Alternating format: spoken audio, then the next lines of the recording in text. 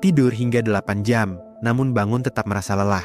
Energi sudah terkuras habis, bahkan sebelum hari benar-benar dimulai, sebelum aktivitas fisik dilakukan, sebelum tubuh diberi beban apapun. Kondisi ini semakin sering muncul dalam kehidupan manusia modern, tetapi kerap dianggap sepele.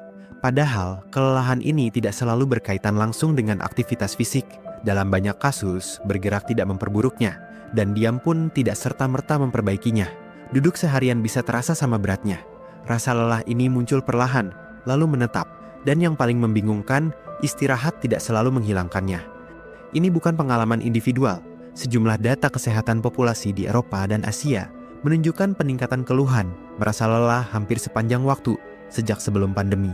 Dan tren ini tidak sepenuhnya berhenti, bahkan ketika kehidupan terlihat kembali normal.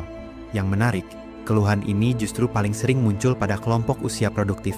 Mereka yang secara medis dianggap sehat, tanpa penyakit kronis yang terdiagnosis, tanpa kondisi klinis yang langsung menjelaskannya. Di titik ini, satu asumsi umum perlu diturunkan. Pada manusia modern, kelelahan tidak selalu berarti tubuh kekurangan istirahat.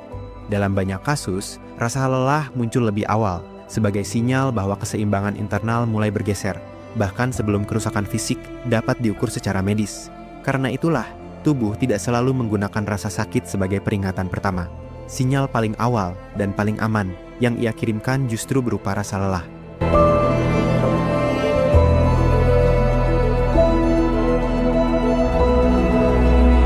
Untuk memahami sinyal ini, kita perlu melihat ke cara tubuh menggunakan energi, bahkan saat tubuh tampak diam. Secara biologis, setiap sel hidup bergantung pada energi bernama ATP, atau adenosin trifosfat. Tidak perlu mengingat istilahnya. Yang penting adalah implikasinya. Energi ini terus dipakai, bahkan tanpa menunggu tubuh bergerak atau bekerja secara fisik. Adenosine triphosphate, or ATP, is the molecule that powers all life on Earth. Energy from ATP is required for essential activity, including pumping ions across membranes and pulling apart the DNA helix. Selama kita hidup, konsumsi energi tidak pernah benar-benar berhenti. Yang sering luput disadari, sebagian besar energi itu tidak dihabiskan oleh otot, melainkan oleh otak. The human brain weighs approximately 3 pounds or 1.4 kilograms. Although it only makes up about 2% of the total body weight of an adult human being, brain tissue consumes a large amount of energy in proportion to its volume. Bahkan ketika seseorang hanya duduk, menatap layar, atau merasa tidak melakukan apa-apa, otaknya tetap aktif. Ia memproses informasi, menyaring suara, menahan respons emosional, dan mengambil keputusan-keputusan kecil yang tidak pernah disadari. Dan semua itu mengonsumsi energi. Penelitian Current Biology pada tahun 2022 menunjukkan bahwa saat otak dipaksa bekerja dalam durasi panjang, zat sisa metabolik mulai menumpuk di area otak depan yang disebut prefrontal cortex, bagian yang bertanggung jawab atas fokus, pengambilan keputusan, dan pengendalian diri. Alhasil, ketika penumpukan ini terjadi, otak melakukan hal yang lebih masuk akal, yaitu menurunkan performa untuk melindungi dirinya sendiri. Tubuh kemudian menerjemahkan penurunan ini ke dalam satu sensasi yang mudah dikenali, yakni rasa lelah.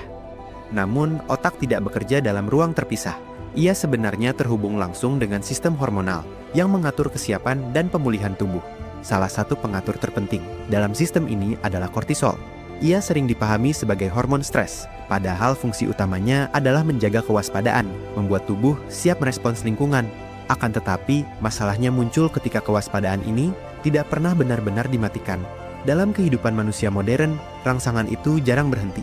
Dari notifikasi, pesan masuk, aliran informasi cepat, tuntutan untuk segera merespons, bahkan perasaan samar bahwa seseorang harus selalu siap, sudah cukup untuk memicu pelepasan kortisol dalam kadar rendah namun terus-menerus. Tidak cukup tinggi untuk disebut stres akut, tetapi cukup konstan untuk menghambat proses pemulihan. Dalam kondisi seperti ini, tubuh tidak mengalami kelelahan karena bekerja terlalu keras, melainkan karena tidak pernah diberi sinyal bahwa ia aman untuk beristirahat. Mode siaga menjadi latar belakang permanen pada manusia modern. Alhasil, ketika pemulihan tidak pernah tuntas, rasa lelah tidak pernah benar-benar pergi, ia hanya tertunda.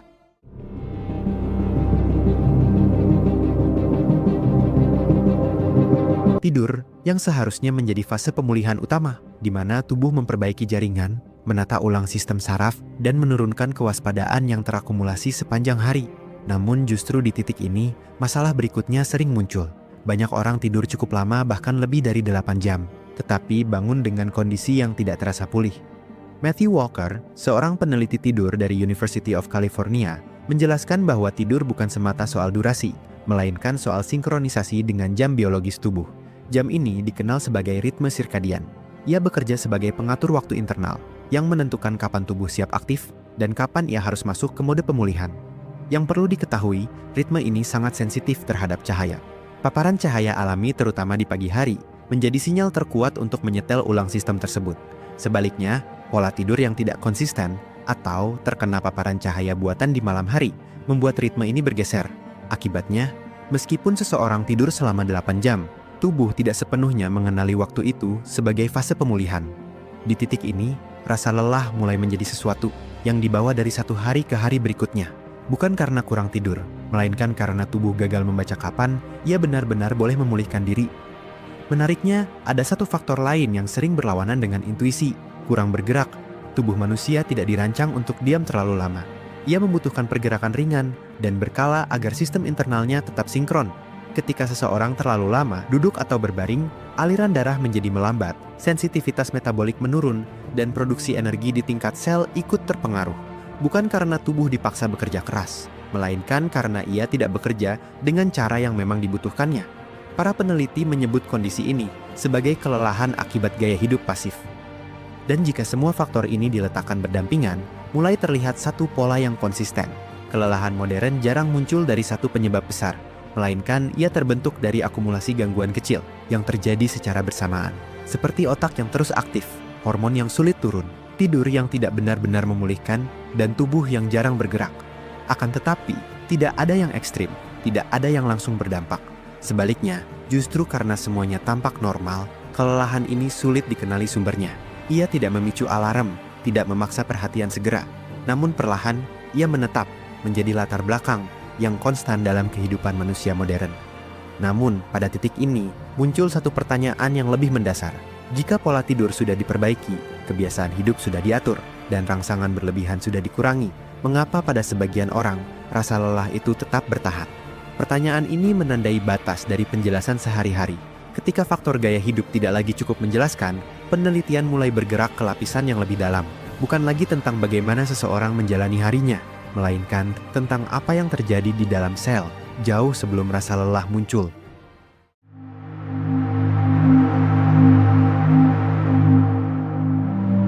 Di titik ini, asumsi awal mulai kehilangan pijakannya. Ketika perbaikan di permukaan tidak menghasilkan pemulihan yang utuh, para peneliti mulai mengalihkan perhatian ke lapisan yang lebih dalam, bukan lagi pada kebiasaan tubuh, melainkan pada mekanisme dasar. Lapisan itu berada di tingkat sel. Setiap sel tubuh menghasilkan energi melalui struktur kecil bernama mitokondria. Disinilah makanan dan oksigen diubah menjadi energi yang benar-benar bisa digunakan tubuh. Ketika proses ini berjalan efisien, tubuh terasa bertenaga. Sejumlah studi di Journal of Translational Medicine dan Frontiers in Physiology menunjukkan bahwa pada banyak orang dengan kelelahan berkepanjangan, mitokondria, mereka tetap bekerja, tetapi tidak optimal. Energi masih diproduksi, namun dalam jumlah yang lebih kecil dan dengan kecepatan yang lebih lambat. Pada titik ini, satu hal penting mulai menjadi jelas. Seseorang bisa tampak sehat secara medis, hasil pemeriksaan normal, tidak ada diagnosis yang mengkhawatirkan. Namun dalam kehidupan sehari-hari, tubuhnya beroperasi dengan margin energi yang tipis. Masalahnya, penurunan efisiensi ini jarang terdeteksi dalam pemeriksaan rutin. Tidak ada rasa sakit, tidak ada kerusakan organ, hanya penurunan stamina yang sulit dijelaskan. Pola metabolisme juga ikut berperan. Pola makan tinggi gula dan rendah serat membuat tubuh mengalami fluktuasi energi yang tajam. Energi naik cepat, lalu turun dengan cepat pula. Siklus ini melelahkan sistem saraf dan hormonal. Tubuh seperti terus dipaksa beradaptasi, tanpa pernah berada di kondisi stabil cukup lama untuk pulih. Di sisi lain, sistem hormonal kembali muncul sebagai pengatur penting. Selain kortisol, hormon seperti insulin dan melatonin ikut menentukan bagaimana tubuh mengelola energi. Ketika ritme hormon ini tidak seimbang, tubuh kehilangan kejelasan sinyal, kapan harus aktif, kapan harus memulihkan diri. Namun, ada satu faktor yang sering diabaikan karena tidak terlihat. beban kognitif jangka panjang. Beban ini bukanlah stres emosional berat, melainkan tuntutan mental ringan yang berlangsung terus-menerus. Mengingat jadwal, menunggu balasan, memikirkan kemungkinan, membandingkan diri dengan orang lain, dan merasa harus selalu siap. Semua ini mengaktifkan bagian otak, yang sama dengan pengambilan keputusan. Dan tanpa disadari, otak jarang mendapatkan jeda penuh. Psikolog menyebut kondisi ini sebagai mental fatigue. Dalam penelitian eksperimental, mental fatigue terbukti menurunkan performa fisik, bahkan ketika otot belum lelah. Artinya, rasa capek bisa muncul, bukan karena tubuh tidak mampu, tetapi karena otak menurunkan sinyal kesiapan. Lalu, apa kesimpulan praktis dari semua ini? Pertama, kelelahan modern bukan tanda kelemahan pribadi. Ia adalah sinyal sistemik. Tubuh memberitahu bahwa cara hidup saat ini menuntut lebih banyak energi daripada yang bisa diproduksi atau dipulihkan. Kedua, solusi tidak bersifat instan. Tidak ada satu kebiasaan tunggal yang langsung menghilangkan rasa capek. Perbaikan terjadi saat beberapa hal diselaraskan sekaligus. Tidur yang konsisten, paparan cahaya pagi, aktivitas fisik ringan tapi rutin, asupan nutrisi yang cukup, dan jeda mental dari stimulasi konstan. Penelitian menunjukkan bahwa paparan cahaya matahari pagi membantu menyetel ulang ritme sirkadian. Gerak ringan meningkatkan efisiensi mitokondria. Waktu tanpa paparan layar memberi ruang bagi otak untuk menurunkan kewaspadaan. Yang paling penting, memahami kelelahan ini akan mengubah cara seseorang menilai dirinya sendiri. Rasa capek yang muncul tanpa alasan jelas bukan kegagalan disiplin, bukan kurang motivasi, dan bukan malas. Ia adalah hasil dari sistem biologis yang terus beradaptasi dengan lingkungan yang jarang memberi jeda. Manusia modern hidup lebih nyaman secara fisik, tapi lebih menuntut secara biologis. Tubuh tidak pernah berhenti menyesuaikan diri, dan kelelahan adalah cara paling sederhana, paling aman, dan paling jujur yang ia miliki untuk menyampaikan satu pesan. Ada ritme yang perlu diseimbangkan kembali.